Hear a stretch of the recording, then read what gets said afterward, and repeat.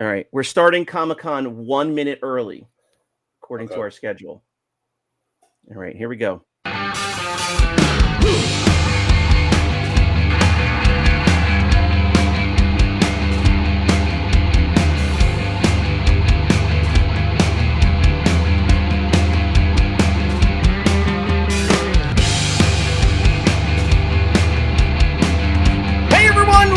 Welcome to another episode of Five Idiots Talking Toys. We are fresh off the New York City Comic-Con, the event that happens every year in Manhattan at the Jacob Javits Center. We're going to talk about it.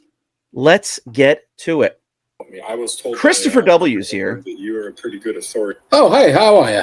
Hey, did I catch you in the middle of a call? No, I was just listening to a voice message. Okay. How's it going over there? Good. I'm painting my dining room, and I'm in a race because we're hosting a Halloween party on Saturday, and I still have drop cloths hanging from the ceiling, and How many kids are you going to have at that house? I don't know. Well, I do know. We're doing it as a family Halloween party, so not just kids. Like we're going to have a bunch of adults, so we're going to be having fun too. We're having it catered, and I think we're at about like 40 people. Jeez, so it should be good. Like number of kids running around, and the weather's nice, so they could be outside a little bit. Let me check my message. No, that wasn't a message from you. No. I invited you to the big blowout for 4th of July. I didn't think you'd want to come for a small blowout. That's true. For Halloween. It's a long drive, man. It's a very long drive. Yeah, it's a long drive. You got little. I could throw my kids in the car, but you got little kids. They don't want to sit in the car. Correct. All right, let's bring in Charlie Bean Satchels. Hello. Charles, you got your invitation, though. Is that correct? For which? The Halloween party this Saturday. Yeah. I didn't get one for the Halloween party, and I didn't get the invite for the Comic-Con either. What? All right, well, let's bring in somebody who knows a little bit more about this. His name is Alamo, first name Brandon. Thank you for the invitation. Mm-hmm. Shane. Brandon almost stayed in the tri-state area for another week just so he could come to my Halloween party. Well, I got the invitation for the party, so I'll probably fly back just for that. Yeah. Thanks for sending that. Let me know when you're landing. I'll pick you up so you don't have to take an Uber. Okay. And Chris doesn't pick you up. I will pick you up. Yeah. Okay. No, I'm not picking you up. Yeah. Neither is Charles. I asked him to come pick me up on his police motorbike. I was working. Yeah, he could have taken. You could have had a police escort. Only Brandon Alamo from California lands on Long Island at 5 p.m. Oh, do you understand? It's going to take us about 2 hours just to get to you, and then 2 hours back. Charles, it's like 15 miles away. You have lights and sirens. People have to get out of your way. Yeah, he literally should have stayed at the airport and just went to the bar and drank for 2 hours, and then he would have gotten to your house in 35 minutes. Yeah, it's 25 minutes away with no traffic, and it's 2 hours with traffic. Yeah, he could have gotten 2 hours of drinking in it, and you wouldn't have even seen him any later. It's so bad. 2 hours of drinking in the car. So there you go. Well, yeah. At least the guy from California was invited to a New York Comic-Con, though. Like I had to travel across the country just to get here. I live 30 minutes from the place. Zero invite. Yeah. Correct. Right. So I wasn't aware of this. This was news to me, like, I think the morning of, right? Didn't I message, like, Charles, are you coming the morning of, I think? No, I actually had to scour all the texts just to find proof of what exactly happened. Yeah. The first inkling of anything going on, September 19th, 11:07 p.m. Brandon snaps a photo. Oh my God. Oh, here we go again. Absolutely horrible. He snaps a photo of how much a ticket is, and all he says is, Chris and I got tickets for Friday, one available on StubHub. There's only one available left on StubHub for $126. Check back periodically for more, but $126 is a really good price for it. There's only one ticket left at $126, but there's hundreds of tickets left otherwise. You're not understanding. He just posted a photo of the Comic-Con and then said that. I have no idea what he's talking about. I have no idea you're going to a Comic-Con. So after Charles likes to whine and cry about not being invited to this Comic-Con, I was talking about it in front of Lisa, and Lisa was like, "You invited him," and I says, "Oh, I know I did." And she was like, "Well, why don't you just tell him that? Just tell him." And I go, "No, it's actually funnier that I don't tell him." And she's like, "But I heard you invite him." She's like, "That was when you were on the phone with him." And I said, "Yeah, I know. I was on the phone with Charles." Yeah, that was Tuesday. When I was no. When I was like 3 days before. But were you invited or were you not invited? You and Brandon already bought the tickets, and then Shane on September 24th. We bought tickets to the Alien panel, Charles. You're not going to an Alien panel. So therefore, you don't need tickets to an Alien panel. All it says is New York Comic-Con Friday. That's what Brandon bought. I'm going to tell you right now that Charles would not have patience for anything that we did that day. No, we talked the whole day, Charles, about you, not in a bad way, but in like every hour we would look at each other and go, Charles would be miserable right now. Because I was there's miserable. Nothing there you would like. You were half miserable, and I was like, there's no way he's putting up with this. I was having a good time, but I did say to Chris like a dozen times, we would walk from like one aisle to the next and go, do you know any of this shit? I don't know what any of this stuff is. I don't watch anime. I don't know manga. I don't know.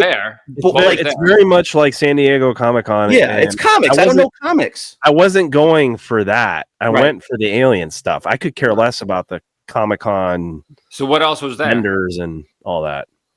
Yeah, like that was just my commentary. Like there was toy vendors there. There was artists and things. And it was, I mean, it was a people watching galore.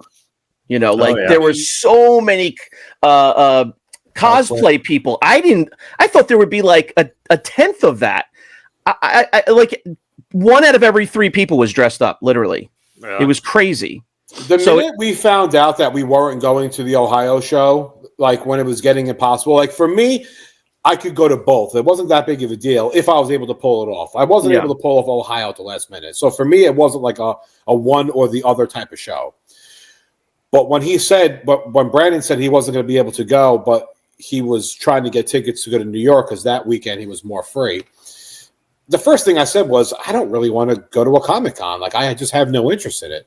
But once he mentioned the Alien panel and like seeing Sigourney Weaver and Tom Skerritt, who didn't show up because the guy got sick, and then Victoria Cartwright. Yeah. I was like, oh my God. I was like, I got to see these people. Like, I love Alien. I want to see what they talk about. I want to hear what she has to say about it. I would say 90% of the panel was Alien, and the rest was maybe like Ghostbusters and Avatar and other stuff that she's done. Yeah. So I'm and I don't like panels. I'm not a panel guy. I am not into seeing people and getting autographs or whatever. But when it comes to like the Alien movie, like stuff like that is what I would be interested in. Like Star Wars, don't care at all. Alien, I'm in all for it. Yeah. So he mentioned it, and that's when I said, all right, I'll go to that. Yeah. Well, here I found my message. Friday, the day of the Friday, 8:15 a.m. Is Charles coming? And then Charles said, no one ever asked me. I just knew about football last night. The whole thing was Brandon out of nowhere just shows a ticket and says, Chris and I are going. There is no, hey guys, we're thinking of going to the Comic-Con on Friday, October, blah, blah, blah. Would you guys want to go? That there was never show me that and I'll say I'm wrong. There was nothing. So, you guys already planned it. And Brandon. Charles, if we had invited you, then we knew we had to invite everyone else, so we decided not to invite you. All right, well let's revisit this. I called Charles really quickly. I called Charles on the phone. It doesn't matter when it was. He had way more time before the show started. I called him up to tell him that Brandon was coming down. We were going to go to the bar Thursday night with Uncle Victor. I said, are you working Friday? He said, yes, I am working Friday. So right there, I said, all right, he's working Friday. Yeah. So I said, can you just go in a few hours late so you can hang out Thursday night and at least hang out with us? Because Friday, we're going to go to the show. And once he's like, yeah, I'm working. He goes, but I can probably go in late. There's no need to invite after that. Like, that is the invite. Like, it's like Charles basically saying, hey, Brandon's coming here. We're going to the show. Like, you don't need a personal invite. What are you, a fucking King Tut? Like, there's no. Yeah. If one of us is going, then that means we're all going. Like, it's automatic. There's no personal invite here. Yeah, so, I feel like there was more conversation. I don't know where it was, but like my direct message with Chris was Chris forwarded you an image of like a ticket purchase. $126 general admission. Are you going? I think there was some like preface somewhere because I feel like I knew what that meant. And Charles just likes to play the game. 4 days later, I bought my ticket. Of course, he was invited. He was 100% never going to go because he was working. Who knows if he even went into work late that day like he was supposed to? Knowing him, he probably didn't. I did. Because, okay, well, he did. But he was still working. There was no way in the world he was coming. Charles needs to get a personal invite. Meanwhile, the invite was there. It's for all of us. Like, right. It's for everybody. Even John Walden was invited without even being invited. Why? If there's a con going on, obviously we're all invited to go. Like, that's where I'm at. Wait a minute, Brandon. Who invited you? Sigourney Weaver. How dare you go without an invite? All right. Well, listen. Most people that are.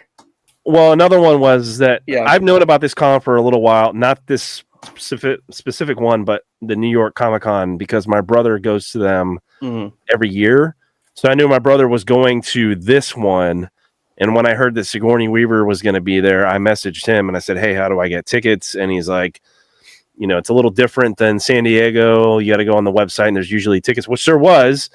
And I drug my feet, obviously, and the Friday sold out. But I think Sunday wasn't sold or Thursday wasn't sold out, which is very rare for a Comic-Con not to sell out. San Diego would sell out in minutes, but I've known about this con for a couple of years now.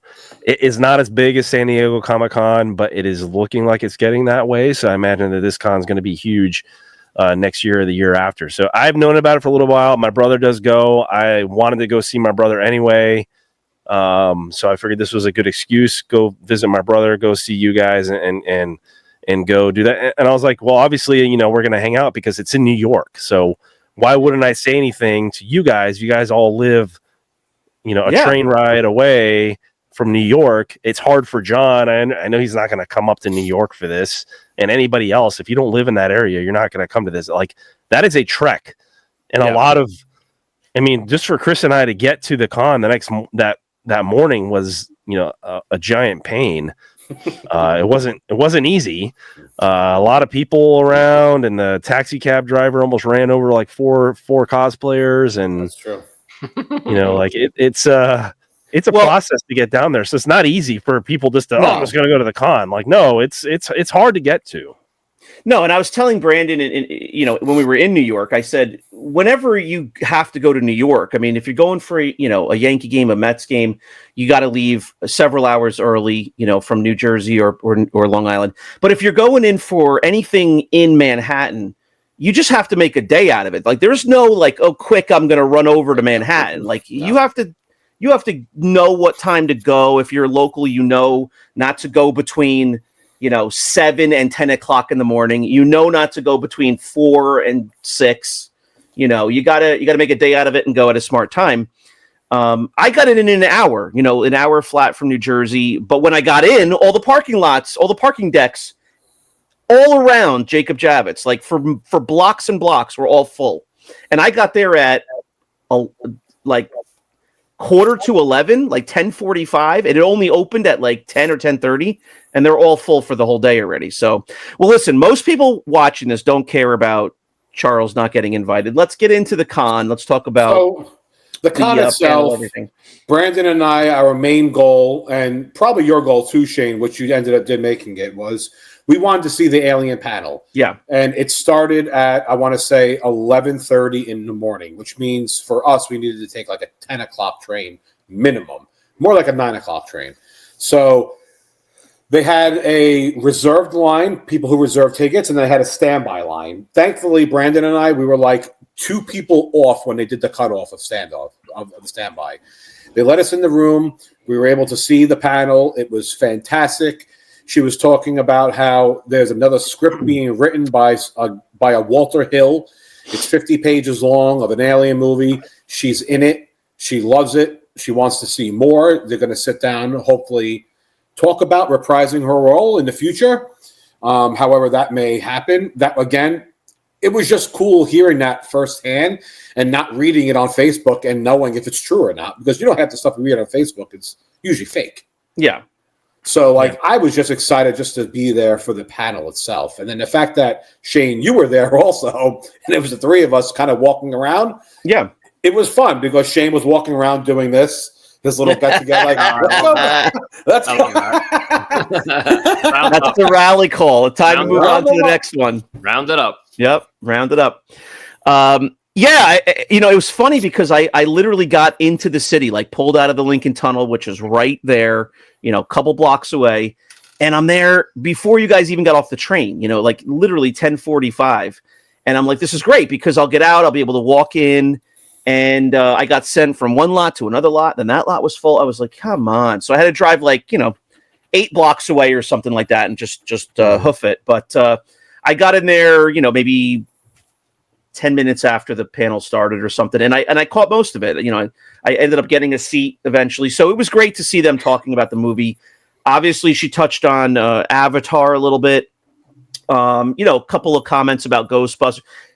I turned to Chris afterward. I was like, I can't believe how many franchises she's been part of. Yeah, she's been part of a lot of things that I forgot. I mean, it's crazy. She's been now Star Wars. Now she's in Star Wars. Yeah, she's going to be in Star Wars. She's going to be in that. I don't know if that's been out or not. I hadn't heard that. Yeah, that's she's in Mandalorian and Grogu. Yeah, the movie that's coming out. So who is? Sigourney Weaver. Weaver. Yeah, so she Avatar, now Star Wars, obviously Ghostbusters. Ghostbusters is the one that I forgot about walking into the con. It's like, of course she's in Ghostbusters, but that one just slipped my mind. I was trying to think of what else she's been in. Obviously Alien and a lot of other big movies, like maybe not franchises but one-offs. She's been in a lot of stuff. What a career!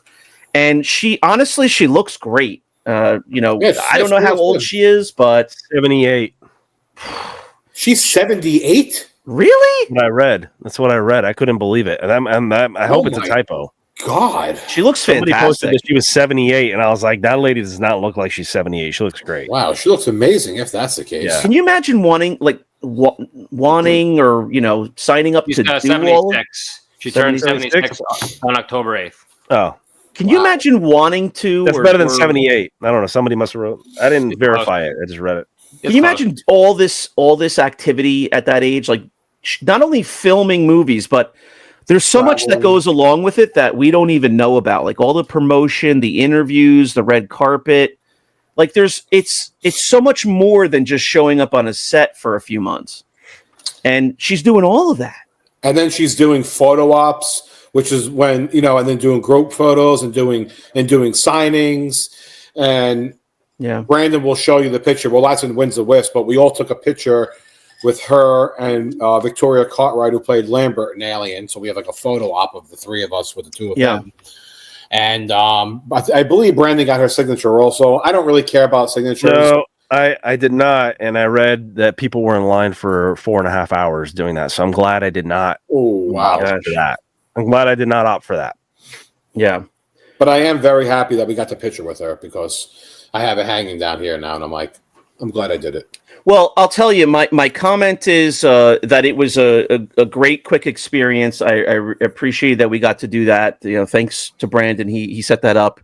But it was very quick.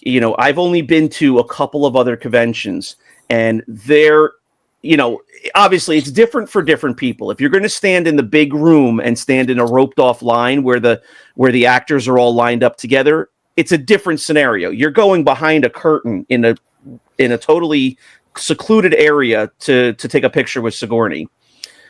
So it's very quick. There's no talking. Like I got like one thing out, like, we're big fans. Thank you very much for the picture. Appreciate it. Goodbye. That's it.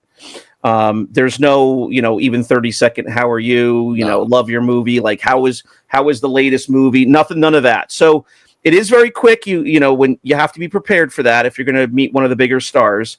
And then on the positive side, I was super impressed with how quickly things moved. we weren't waiting in line for long, and then we come out and walk behind like a curtain, and the photos are done and handed to us. Yeah, like so fast. Yeah, so a very good process by New York Comic Con. Well done by them. You wish you could get a little bit more out of it, but that's not on the the con. But it was fun. The show themselves, like upstairs, we walked around most of the booths. I mean, we tried to. You were packed in like a sardine. It was so packed, and it literally took you minutes to get from one spot to another. I mean, it got to the point where me and Shane got so annoyed, we went to the bar and just started drinking. That was inside. There was like a little sit-down bar where you can just grab a drink. We just stood there and honestly just got a couple of drinks because we didn't want to walk around anymore. Like you could not move anywhere.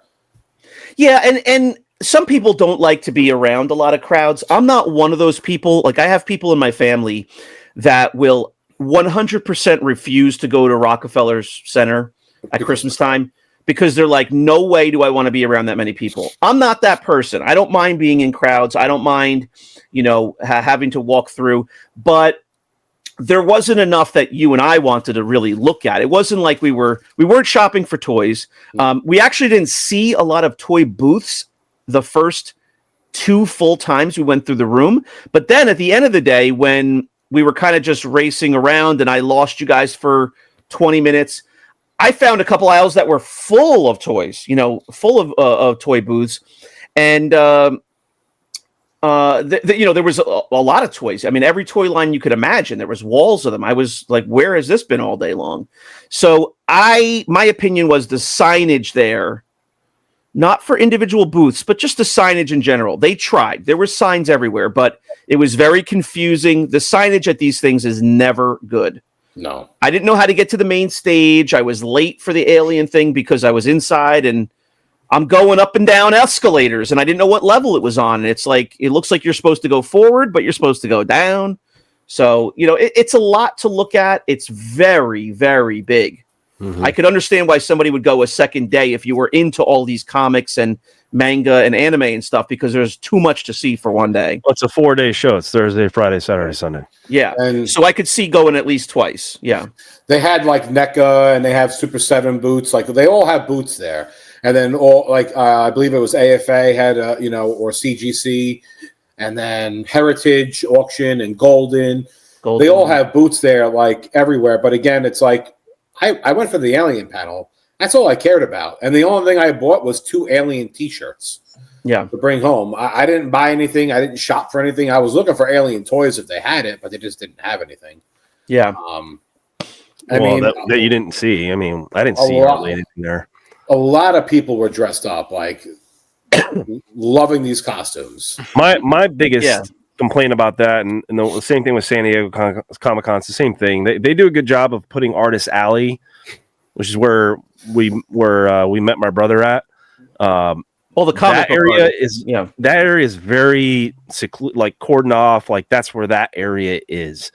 They don't do a good they don't do a good job of putting like the vendors that are selling, toys and all that kind of stuff in one section. They just mix them up all over the place. Yeah. And it just makes it very hard to get to, because that's what we're after, right?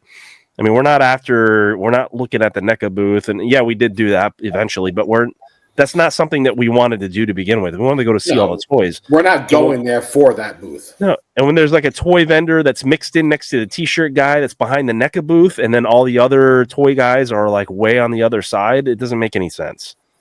And I don't know if maybe there is a lot more rhyme and reason to the way they lay it out, and we were just not aware, or we were kind of hopping around. But if I had found in those last 20 minutes what I found with Chris earlier, I'm not saying you would have stopped and shopped at every booth or anything, but there was a lot to look at in terms of toys. I mean, you would have at least peeked in and said like, hey, what's in here? Any aliens, any Rambo, whatever.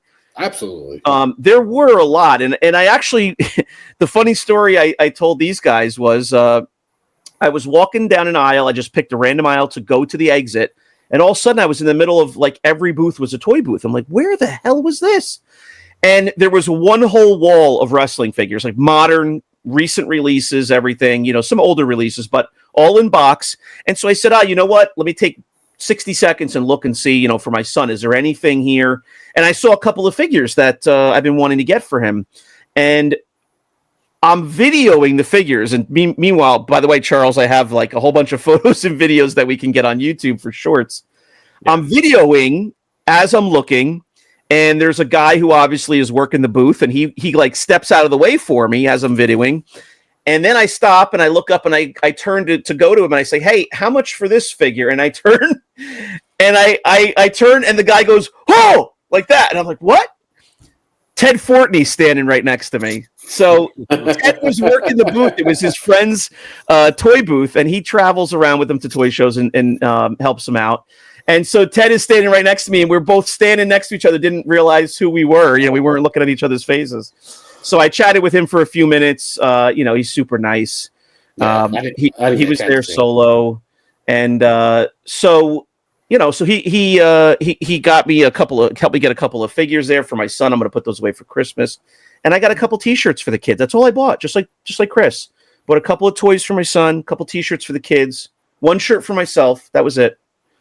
But I felt sorry that we didn't find those rows during the day because there was stuff to look at there. We just ran out of time. Chris and I bought 15 T-shirts apiece. Yes, correct. They didn't have any mediums. We would have gotten Charles a shirt. Yeah, they had no medium. No. I'm happy that we were able to hang out. We all got dinner afterwards. We went to the bar and drank, had a few drinks. After. Brandon stayed at my house for a couple of nights, so he was already home with me. We went to the bar the first night. We hung out with Charles. We saw Uncle Victor. I do have a nice, funny a video of Uncle Victor really drunk at the bar where he's just mumbling things. Oh, God. Maybe we'll make that into a short. Because it's really funny. You just hear Victor going. Just label it "Drunk After New York Comic Con" and it'll get a bunch of hits. Well, so just to circle back to the actual con, the first booth that we all made a beeline for was Hasbro and Hasbro Pulse. Oh yeah, they had like a dual booth set up, some nice displays. Their displays were exactly what I expected. They were all about Star Wars, Ghostbusters, Marvel Legends. All new figures. They had nice labels in front of all of them, being released this fall. These figures were not out yet, but you could see them all. Check out our channel. We're going to have a lot of shorts with some clips of those figures. And there's some nice looking stuff coming out. There's, the Star Wars stuff. It's hard for me to keep track at this point of what's been out and what hasn't been out. It looked like a lot of slightly different versions of stuff I've seen, but the Ghostbusters were pretty cool. Chris, you gave me a shout about those. What were they? They're glow in the dark. They're the they're the Ecto ones. They're called the Ecto glow in the dark. Yeah. Now they do have vintage ones of those, which happens to be, I want to say, the most expensive Ghostbuster figures that there are. Okay. Of the set, I had a couple of them for sale, and they literally go for $1,500 to $2,000 for like one. Whoa! Right? Yeah, Brandon? sealed, right? Sealed, right? Sealed. They were graded like a 75 or an 80, but they're very expensive. They're very hard to get. That was the Comic-Con, San Diego Comic-Con. It's not the exclusive, but they sold them at the show there, and you could buy them on Hasbro or whatever. But it was those the re-release of those 4 figures, so they came out with them again. Because they are very expensive to get the original ones. So if you're looking for they're re-releasing everything. You know how Hasbro is. Yeah, of course. But they just re-released those. And they had those at the show next to the glow-in-the-dark Ecto, which I think looked pretty cool as well. Yeah, and they had a significant amount of new Star Wars figures. Hopefully, what we'll do is maybe we'll share some of those. I'll share some of those photos with John. He could slap it up right in the middle of the screen here. Maybe we could share some of these while we're talking. But a lot of Marvel figures, not some play sets, but like some Star Wars. I'm assuming they're Black Series, but Star Wars. Like dual, like the statue figures, where there was a lightsaber duel, or there was some duels or fights between some Marvel characters. So really cool displays there. Was not crowded. We were able to get right in there. Oh yeah, even kind of get in the line where you go and buy and check out to see the other sides of the cabinets. And then also we found the NECA booth. They didn't have quite as much, obviously, but a lot of Ninja Turtles, a lot of Ronin, and then a cross between the two. Ronin Ninja Turtle mashups, which were really high-end looking figures, really nice looking figures. So there's a lot of new stuff coming out from NECA as well. I didn't find the Super 7 booth. Did you guys see that? Did I miss it? Never saw it, but I did hear about it being there, so I'm assuming it was there, but I didn't see it. Yeah, we walked around and looked for it.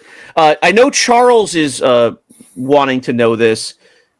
We did go by the Golden booth, Golden Auctions. No James Coleman.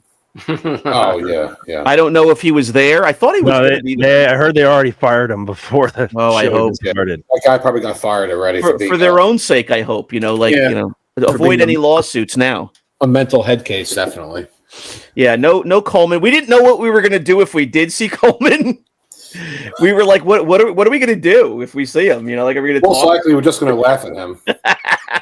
So Chris and I stayed up till 2 a.m. every night watching Golden on Netflix. Is it the King of Collectibles? Is that what it is?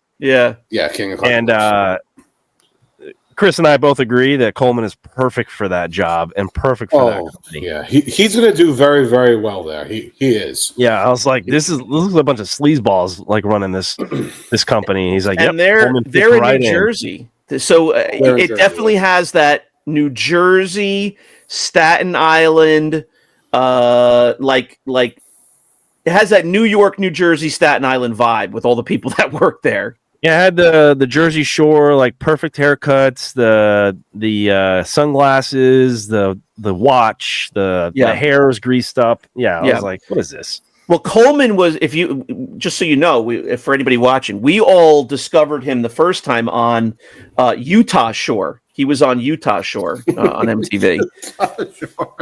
And all of desert shores of Utah. Is that they all have the same haircuts except they're blonde. They're dirty blonde out there. So. All right. What else? We're going to wrap this up. Anything else that jumped out at us? I mean, the people watching was top notch, though. I mean, there was really cool costumes, very intricate costumes.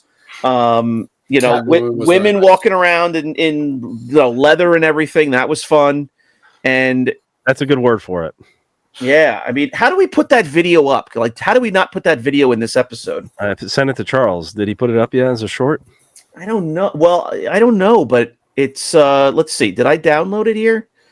I don't know when I tried to save it here. I sent it to the group chat. But anyway, yeah, that was a really good experience. I'm glad I got to go there and visit with, see my brother that was up there, and then ultimately, hanging out with you guys. It was just part of the deal. So yeah, that was cool. And can't wait to do it again next year. So that'll be our annual show. Well, I see that it's already scheduled for like October 8th next year. Yeah. And let's go. For anybody who doesn't know, I didn't know the history. I just looked it up and it says they launched this there's been a couple other, comic conventions in New York City area over the years since the 60s, but this New York Comic-Con was launched in February of 2006. So it's 19 years going strong. And next year it's going to be on October 8th, 2026. They had over 200,000 people in 2022. I don't know what they had this year, but it's a big show, big size wise and big attendance. So it's a big show. So I've heard about it for a while, but I was glad to get there. All right. Well, that's going to do it for this episode. Please check out our Patreon, support the show.